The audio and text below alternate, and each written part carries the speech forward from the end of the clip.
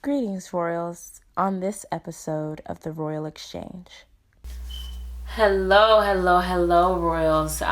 Today, I'm not even gonna lie, I am in a very low vibrational state.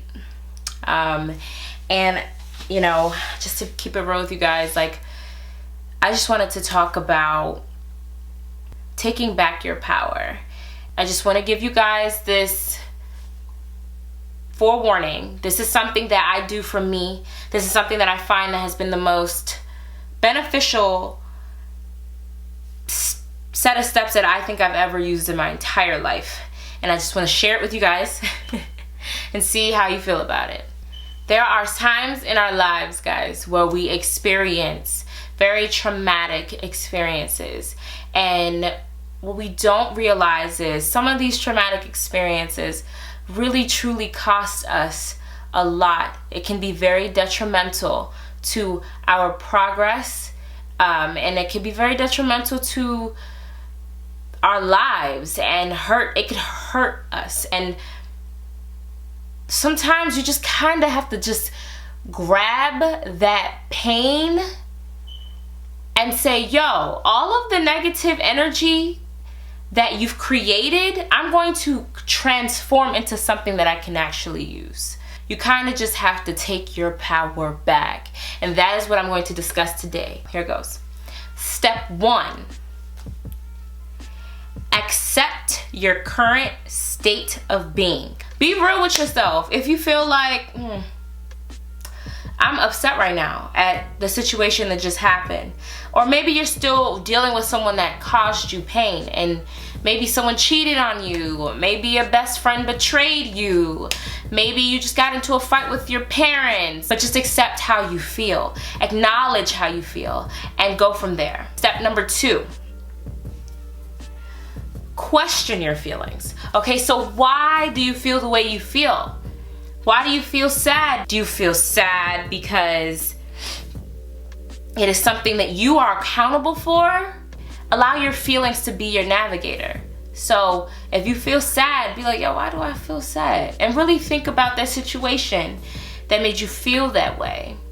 Step number 3. So now that you actually have, I guess, a clear, concise understanding, right, of why you feel the way you feel, what I usually do is I take positive action towards making sure that I feel better. If it takes me listening, having a jam session, you know what I'm saying, playing all my classics, 3 Little Birds by my doorstep, I don't know if that's the words, but I love listening to Bob Marley when I feel down. Just anything that makes me feel good, I listen to that. I may meditate, I may dance, I may sing, I may run around my block.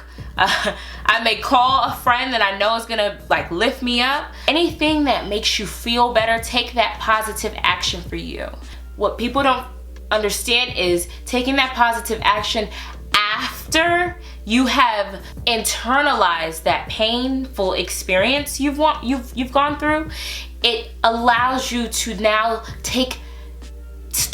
initiate the process of taking your power back. Then it's ready for step 4.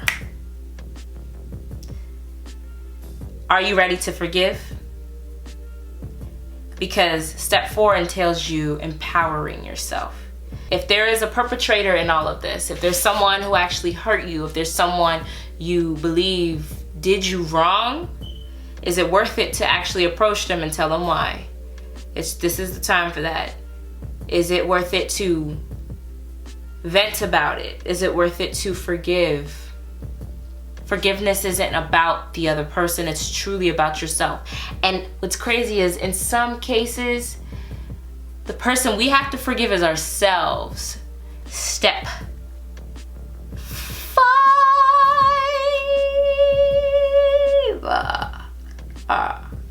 Step 5 is to honestly evaluate the lessons learned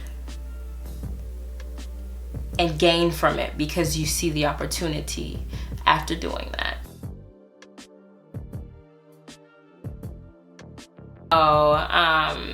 There's this guy I used to talk to who for on and on, it was just forever was just a bad habit. I'm telling y'all, like, homeboy was like kryptonite on steroids. It came to a point where something happened. Boom, there was a climax, and he betrayed me in the worst way. Like, I'm talking, I think it was God that preserved my homeboy's face, because I really, like, I wanted to put the pause on him. I'm just gonna keep it trill. I'm about to fight you. I'm really about to put my hands on you because, dude, like, you're crazy. Like, all the stuff you're putting me through, you are crazy. I'm trying to see the good in you, and you don't meet me halfway ever. You do me wrong, and so on and so on. Okay?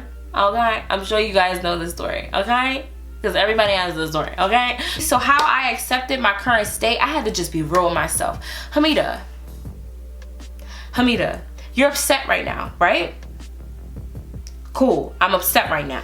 Step 2, why am I upset? Well, I'm upset because I constantly go back to the same mess. But why do I keep going back to the same mess all the time? So I sit and I start journaling, guys. I start journaling about all the stuff that me and this boy been through. Homeboy and I have been through the trenches, like, and it's because I let him do half the things that he did to me emotionally. I let him hurt me. I let it happen because I was weak and I didn't understand the person that I truly was. Hold yourself accountable to a certain extent for some of these circumstances that occur in your life. You have to hold yourself accountable to some extent. See what role you may or may not have played in every single situation. That way, if it's something that you think you did wrong, you can correct that for next time. Step 3. What I did was I went literally that same day that the whole falling out happened between me and him. I called my girl up and we went to a cookout. I had a blast. It allowed me to clear my mind and get myself together for step 4, where I actually empowered myself. And I felt like, oh, you know what? Oh, this is the type of thing that does not necessarily need an explanation. So I didn't have to necessarily involve him in the discussion of me excommunicating him, or I guess that's a little extreme, but of me cutting him off from my life, because at the end of the day, if what happened or transpired between us is not a situation I believe can be salvaged, it is something that I believe should be cut off. Some things and some situations and some people need to be eradicated and dismissed from your life. You have to take control of some of the situations and circumstances and people you allow in your life. Sometimes it is you who enables these situations and these people. You are constantly making a decision to have someone hurt you over and over again. And that is when you need to look within yourself to see why. So when I was on step 4 and I was empowering myself, I told my story.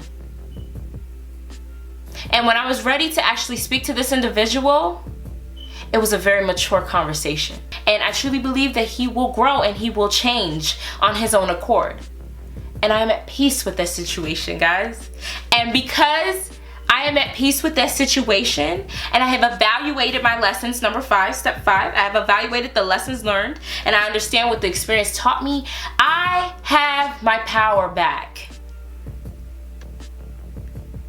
I almost moved to tears because, like, guys, the experience of gaining your power back is so beautiful.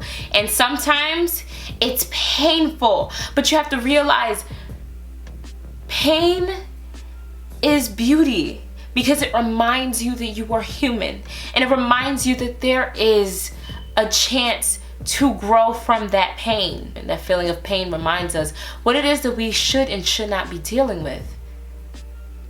And in this circumstance, I truly allowed my pain to become my power. And that is what I want you all to learn to do. There is light at the end of the tunnel because you are an opportunist. And you're an opportunist in a great way because you see the opportunity in every circumstance. And when you are someone who sees the opportunity in every circumstance, Nothing will ever stop you.